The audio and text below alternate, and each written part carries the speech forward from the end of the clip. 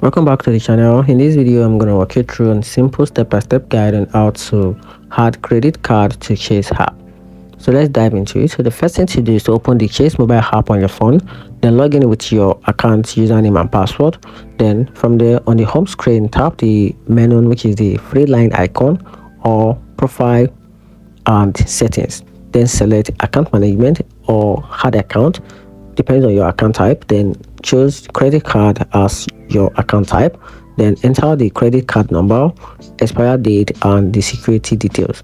Then tap hard account to confirm. So your Chase credit card will now appear in the Chase app dashboard, and you can now view your balance, make payment, and manage reward directly from the app.